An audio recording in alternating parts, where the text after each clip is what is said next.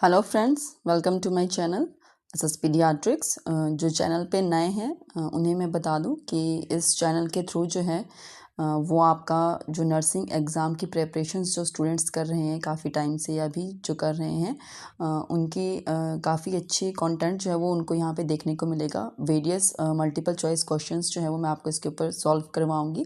सभी सब्जेक्ट्स के जितने भी हमारे सब्जेक्ट्स हैं, paediatric nursing, community health nursing, midwifery, obstetric gynaecology and mental health nursing, fundamental medical surgical anatomy, psychology, sociology, each and every जो aspect है नर्सिंग का वो इसमें हम कवर करेंगे।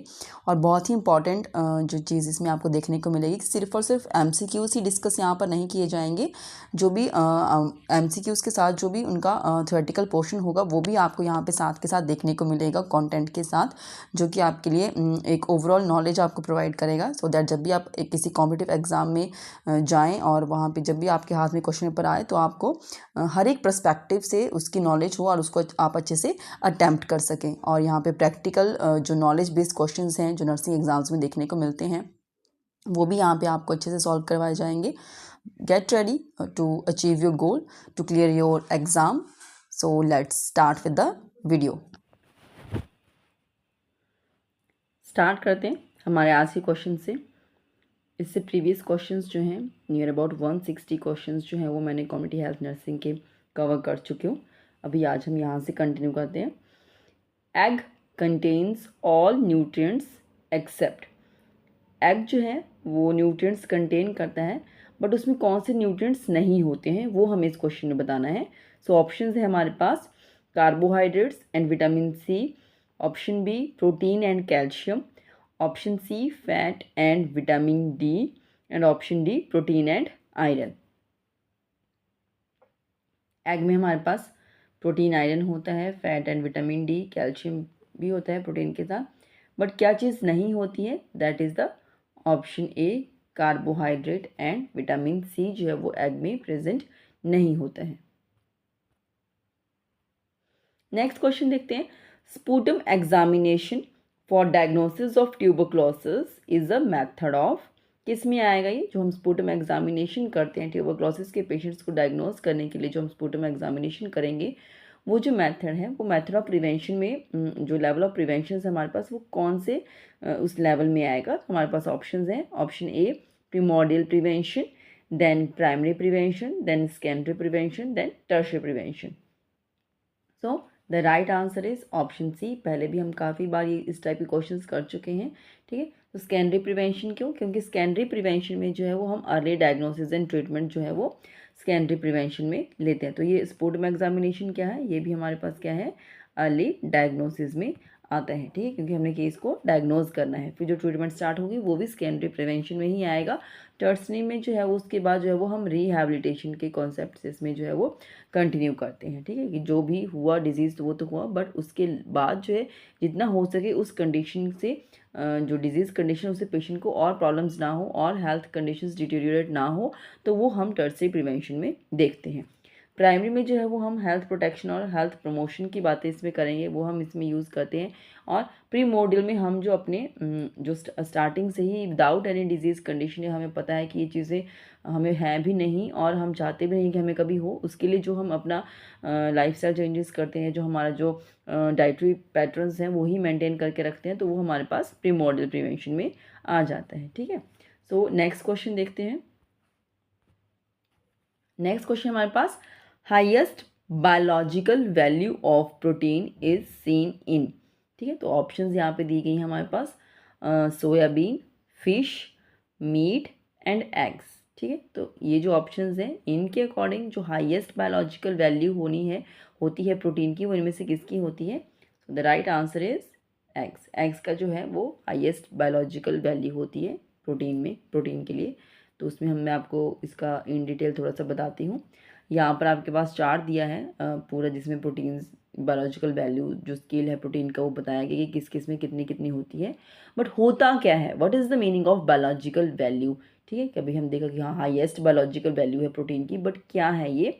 बायोलॉजिकल वैल्यू मीन्स कि न्यूट्रिटिव वैल्यू की बात की जा रही है, जो भी फूड आइटम हमारे पास है उसकी न्यूट्रिटिव वैल्यू की बात की जा रही है, और उसमें भी जो है वो डिपेंड करता है कि उस एक फूड आइटम में जो number of essential amino acid हैं वो कितना है, असेंशियल अमाइनो एसिड का कंटेंट कितना है वो डिपेंड करता है। ठीक है, क्यों? क्योंकि सबको पता है जो अमाइनो एसिड्स हैं हमारी बॉडी में जो है वो न्यू सेल के प्रोडक्शन के लिए काम करते हैं। ठीक है, प्रोटीन का जनरेशन के लिए काम करते हैं, तो वो हमें जो है ये बॉडी बिल्डिंग की तरह काम करता है। प्रोटीन्स जो होते हैं हमारी बॉडी में, ठीक है, तो बॉडी बिल्डिंग की तरह काम करेंगे, तो उसके लिए हमें चाहिए तो वही है कि जो लोएस्ट जो स्मॉलेस्ट यूनिट है हमारे पास प्रोटीन का, that is present the form of amino acid.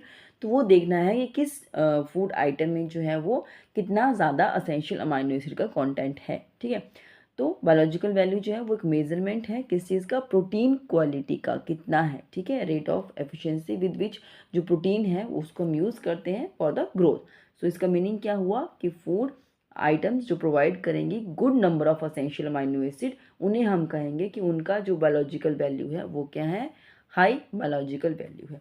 तो उसके हिसाब से जो है ये जो ऑप्शंस आपके पास दी गई थी इनमें जो था वो एग का हाईएस्ट बायोलॉजिकल वैल्यू था, दैट इज़ 98। ठीक है, अगर इससे भी ज़्यादा किसी का देखा जाए तो वे प्रोटीन है जिसमें हमारे पास 100 to 159 तक जो है वो बायोलॉजिकल वैल्यू होती है इसकी प्रोटीन की। ठीक है, उसके बाद cow milk, casein protein, beef, poultry, ये सब चीज़ें ये इसमें आएगा। ठीक है, और सोया, जैसे सोया मीन्स सोयाबीन जो हम देखते हैं कि हाँ उसमें प्रोटीन ज़्यादा होता है, तो उसकी जो प्रोटीन हो जो बायोलॉजिकल वैल्यू है वो 75 है। ठीक है, ये भी कभी कभी पूछ लेते हैं कि एग का बायोलॉजिकल वैल्यू कितना है, 98, और सोयाबीन का कितना है, 75। नेक्स्ट चलते हैं नेक्स्ट क्वेश्चन की तरफ। In India most of malaria cases are reported due to.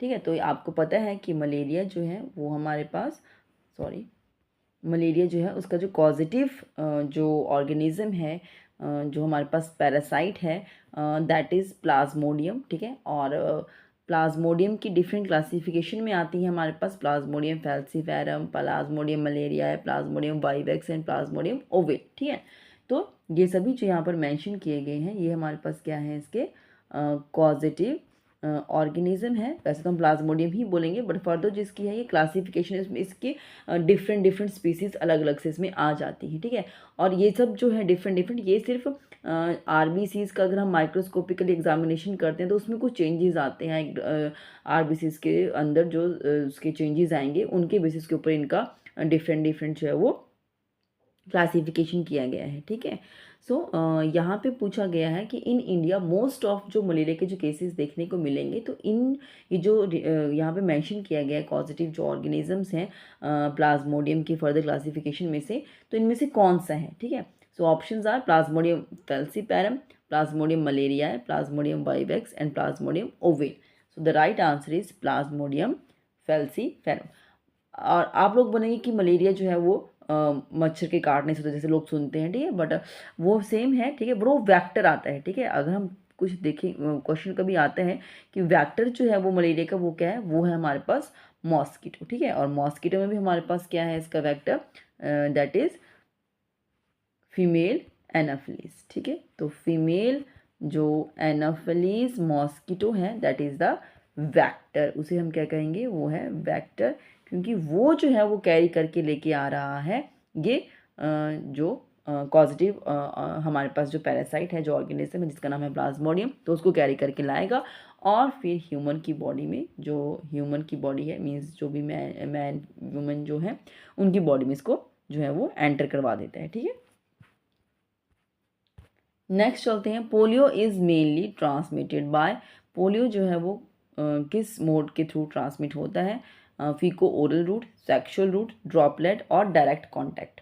तो ये भी क्वेश्चन हमने पीछे किया हुआ है। So the right answer is faeco oral route. ठीक है, कुछ क्वेश्चन ऐसे होते हैं जो जितनी बार रिपीट किए जाएँ तो वो ज़्यादा अच्छा है कि वो आपको उतने अच्छे से याद रहेंगे। ठीक है, नेक्स्ट देखते हैं। Maximum prevalence of malaria in India occurs during, सबसे ज़्यादा जो है वो मलेरिया के अगर केसेस देखे जाते हैं इंडिया में तो वो कौन से टाइम पे देखे जाएंगे। ऑप्शंस है हमारे पास winter season, rainy season, summer season and spring season. तो कौन से मौसम में यूजुअली देखे जाते हैं, तो ये एक आइडिया भी हम लगा सकते हैं, जैसे सबको पता है कि मच्छर जो है वो ज़्यादा बरसात के मौसम में निकलते हैं, ठीक है। So the right answer is the rainy season.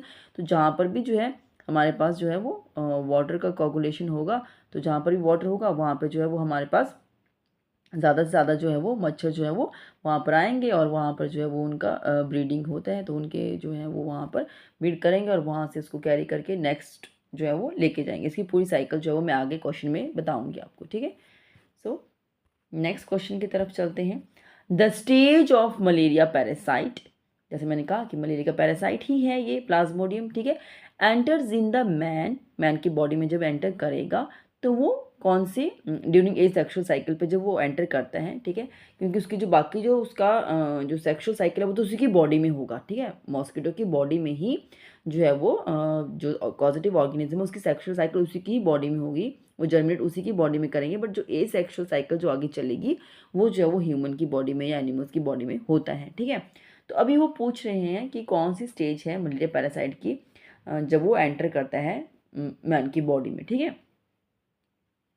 तो अभी मैं इसको आपको इसकी ऑप्शंस हम देख लेते हैं। ऑप्शंस है हमारे पास स्पोरोजोइट्स, सीजोन्ट्स, मीरोजोइट्स एंड गैमेटोसाइट्स, ठीक है। तो ये हमारे पास ऑप्शंस हैं, और जो इसका राइट आंसर है that is the option A sporozoites, ठीक है। अभी इसको आपकी थोड़ा सा स्टेजेस आपको याद रहें, ठीक है, क्योंकि क्वेश्चन पूछ लिया जाता है, तो थोड़ा सा हम इसके बारे में थोड़ी सी इन्फॉर्मेशन अगर लेना चाहें तो मैं आपको बताती हूँ। यहाँ पे इस पिक्चर की हेल्प से आपको कुछ आइडियाज़ यहाँ पर लग जाएगा, ठीक है। ये है यहाँ पर आप देख सकते हैं, दिस इज़ द मॉस्किटो, ठीक है। तो मॉस्किटो है ये, नॉर्मली जैसे पता है कि मच्छर काटता है और जो है वो ब्लड कैरी कर लेता है जो भी ह्यूमन जिसको भी काटेगा वो, ठीक है।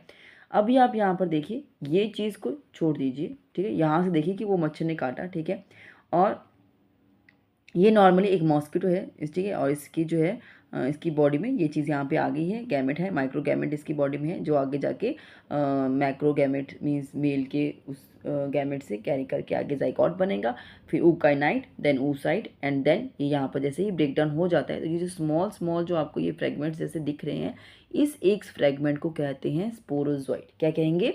स्पोरोजोइट। अब ये जब इस टाइम पे जब इस मच्छर ने जो है वो किसी को काटा, इस मॉस्किटो ने जब बाइट किया इंडिविजुअल को, तो उसकी बॉडी में क्या डाला इसने? स्पोरोजोइट, ठीक है। तो अभी स्पोरोजोइट चला गया डायरेक्ट, कहाँ पे जा रहा है? लीवर स्टेज पे दिख रहा है यहाँ पे, तो ये लीवर में जाएगा, और यहाँ पर जो है फिर इसका फर्दर आगे जाके ये देखो इसकी डिफरेंट साइड है, सीजोंट, ठीक है, वो मीरोजोंट, ये जो है वो उसके आगे चल के आप देख रहे हैं बाकी रिमेनिंग साइकिल्स जो यहाँ पे चल रही है, ठीक है। तो यहाँ पर जाके ये आरबीसीज को अफेक्ट करता है, उनके डिफरेंट स्ट्रक्चर चेंजेस होंगे, ठीक है। और यहाँ पर जो है इराथ्रोसाइट, देन एक रिंग बनेगा यहाँ से, और फर्दर जाके ये गैमेट्स जो है वो रिलीज हो जाएंगे, ठीक है। अभी नेक्स्ट टाइम जब मच्छर किसी को काटेगा, जैसे होता है ना कि अगर किसी को मलेरिया हुआ है, अगर उसका ब्लड मॉस्किटो सक करता है तो उससे हमें मलेरिया हो जाता है, ठीक है। तो सेम वही है, क्यों? क्योंकि अब उस पर्सन में जिसको मलेरिया हुआ है उसकी बॉडी में क्या है? गैमेटोसाइट्स जो है वो बन चुके हैं। अब कोई मॉस्किटो वहाँ से उसको काटेगा तो उसकी बॉडी में डायरेक्ट गैमेट चला जाता है, और फिर वो आगे फर्दर यही साइकिल रिपीट होती जाएगी, ठीक है। पर अगर कोई आपसे जैसे क्वेश्चन में पूछा गया था कि जब एक मच्छर उसको काटेगा तो वो कौन सी स्टेज पर जो है वो उसकी बॉडी में डालेगा, जो हमारे पास जो पॉजिटिव ऑर्गेनिज्म की स्टेज से जा रहा है, तो दैट इज अ स्पोरोजोइट, ठीक है।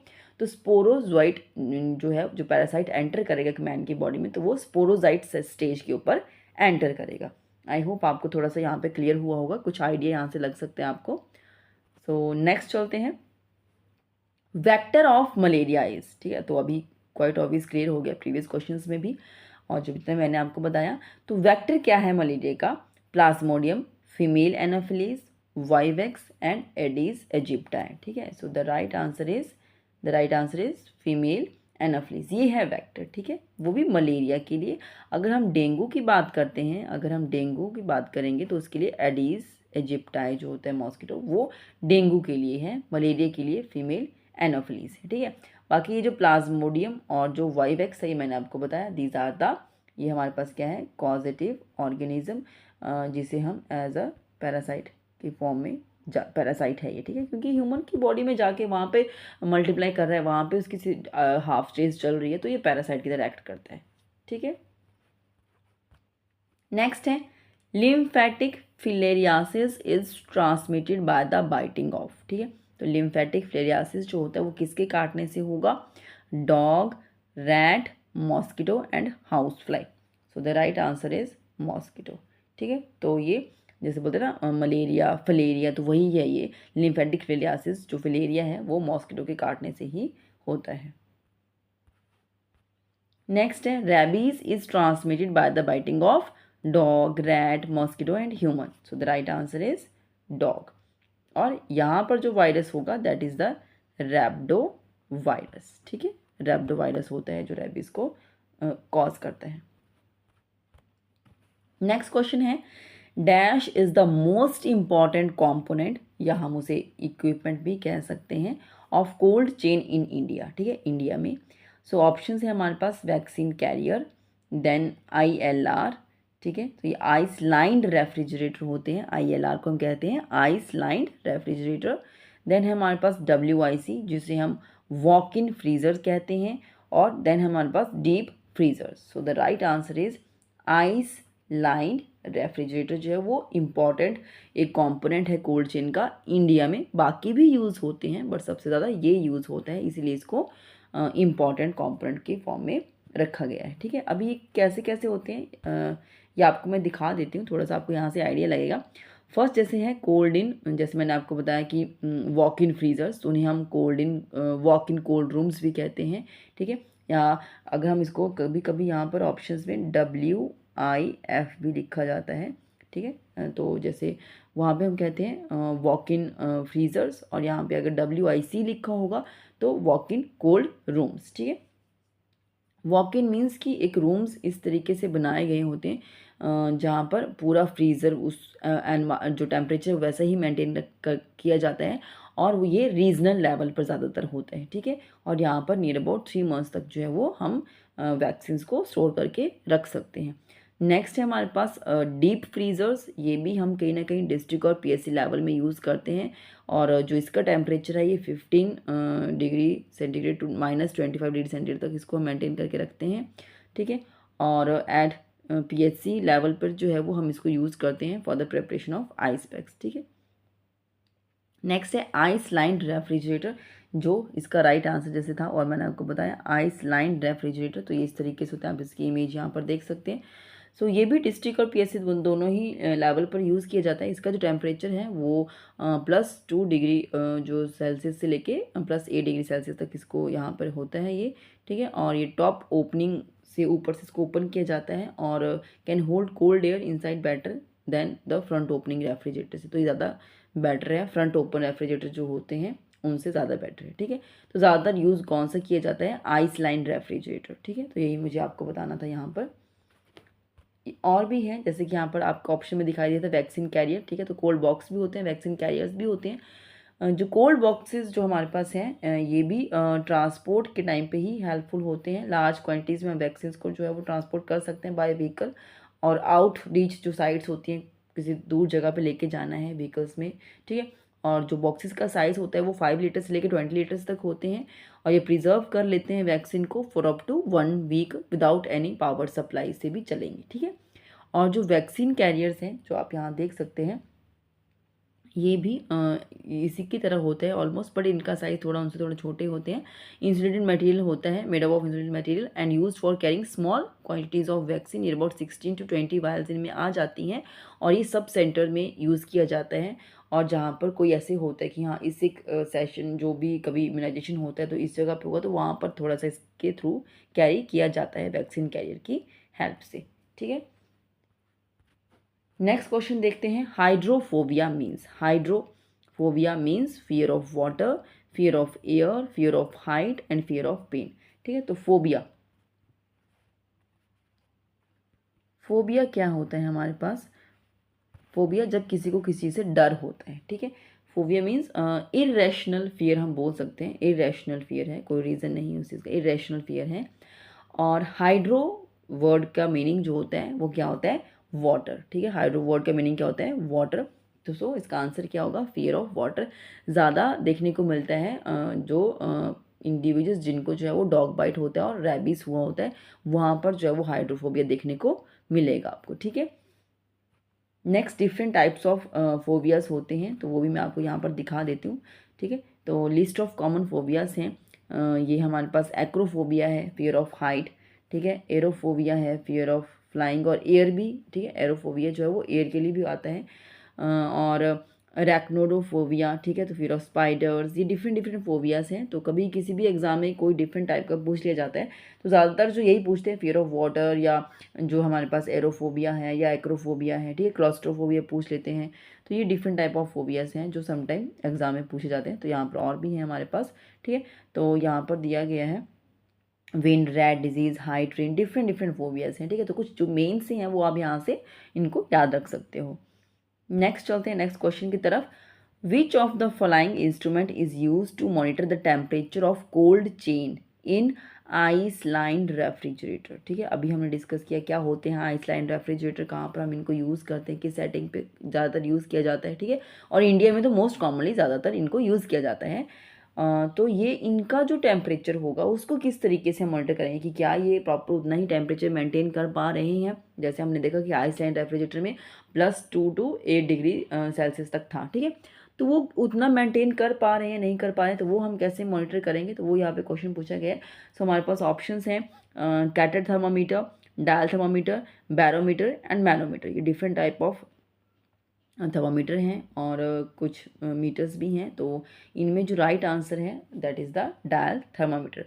अब ये ज़रूरी नहीं है कि सभी को ही पता हो इन चीज़ों के बारे में, तो जिनको नहीं पता है उनके लिए हेल्प हो जाएगी, क्योंकि मैंने यहाँ पर इसकी इमेजेस यहाँ पर आपको मैं दिखा देती हूँ, ठीक है। जो फर्स्ट पिक्चर यहाँ पर हमारे पास दिखाई गई है, this is the dial thermometer. ये क्या है हमारे पास, ये है हमारे पास डायल थर्मामीटर, ठीक है। तो इसकी हेल्प से जो है वो उसको चेक करते हैं कि कितना टेम्परेचर है। नेक्स्ट है हमारे पास मैनोमीटर का भी, यहाँ पे आप देख सकते हो मैनोमीटर का इमेज ये है हमारे पास मैनोमीटर, ठीक है, is use for the measuring the differential pressure को मेज़र करने के लिए ये होता है, ठीक है। और हमारे पास जो बैरोमीटर है ये एटमॉस्फेरिक प्रेशर को मेज़र करने के लिए होता है हमारे पास। एटमॉस्फेरिक प्रेशर को मेज़र करते हैं हम बैरोमीटर की हेल्प से, ठीक है। और नेक्स्ट है हमारे पास कैटा थर्मामीटर, ये भी हमारे पास थर्मामीटर की इमेज आप यहाँ से देख सकते हैं, सॉरी इसको आप यहाँ से देख सकते हैं, दिस इज़ अ कैटा थर्मामीटर, ठीक है। तो ये जो है हमारे पास ये इज़ एन अल्कोहल थर्मामीटर होता है ये, और ग्लास बल्ब भी इसमें लगा हुआ है। इसकी जो रीडिंग होती है इसके स्टैम्प पे अगर आप देखेंगे, इसकी जो रीडिंग है that is 35 to 38 degree Celsius तक इसका जाता है रीडिंग। एंड बिफोर टेकिंग जो हम टेम्परेचर देखना है हमने, तो इसको हम हॉट वाटर में पहले इमर्स करते हैं ताकि वो थोड़ा सा इंक्रीज हो जाए उसका टेम्परेचर। मर्करी थर्मामीटर नहीं है ये, अल्कोहल थर्मामीटर है, ठीक है। इसके अंदर जो होगा वो अल्कोहल का यूज़ किया जाता है, ठीक है। तो ये भी हम यूज़ करते हैं कुछ एक सेटिंग में, बट इसका जो होगा वो जो भी सराउंडिंग में जो एयर का ह्यूमिडिटी है उस टाइप में, एयर का कितना सराउंडिंग में क्या टेम्परेचर बन रहा है उस तरीके से जो है वो इसको हम यूज़ करते हैं, ठीक है। नेक्स्ट क्वेश्चन देखते हैं। Hydrophobia, intolerance of noise and bright light, slight fever and headache, aerophobia are the symptoms of. ये सब कंडीशंस जो हैं, ये सब जो सिम्टम्स हैं सॉरी, ये किस में देखने को मिलेंगे।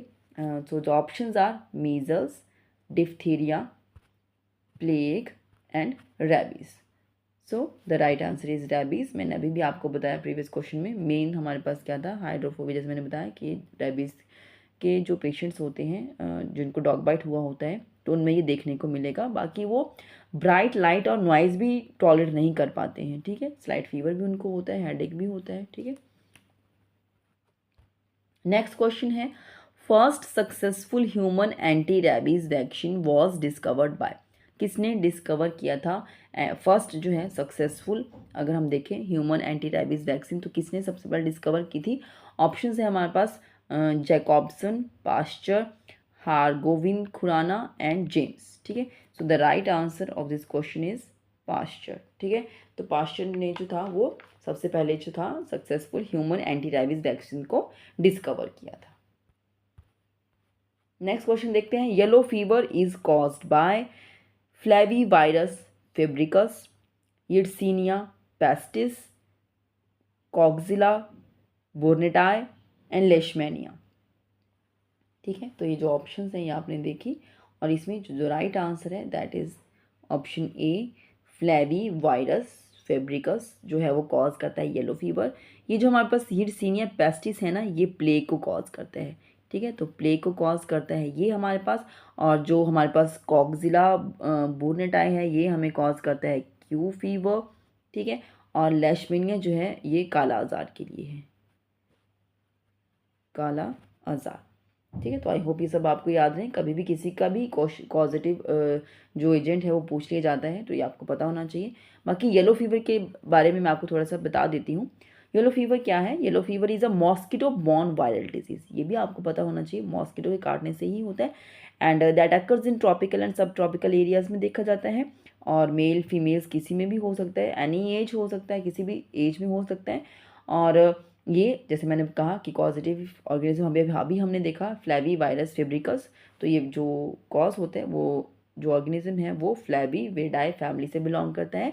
And the Aedes aegypti is a mosquito that is known to carry the virus. जैसे मैंने कहा था कि डेंगू के लिए हमारे पास आता है एडिस इजिप्टाई, तो ये येलो फीवर के लिए भी हमारे पास क्या आएगा? एडिस इजिप्टाई जो है वो जो मॉस्किटो है उसके काटने से ये होता है, ठीक है। तो आपने ये याद रखना है, एडिस इजिप्टाई जो वो डेंगू के लिए भी है और येलो फीवर के लिए भी है। Early symptoms of yellow fever, sudden onset of fever इसमें होता है, फिर chills, severe headache, back pain हो जाता है, पेशेंट को बहुत ही फटीग फील होता है, थकान रहती है, वीक फील करेगा, ठीक है। नॉजिया वॉमिटिंग उसको फील होता है, पूरी बॉडी में पेन होती है, ठीक है। तो ये सब है, और सीवियर केसेस में ब्लीडिंग भी हो सकती है, शॉक में भी जा सकता है पर्सन, ठीक है। So yellow discolouration of the skin and the wideness of the eyes भी देखने को मिलेगा, इसीलिए क्योंकि स्किन का कलर येलो हो रहा है, इसीलिए इसका जो है वो नाम भी हमने इस तरीके से रखा गया है, येलो फीवर।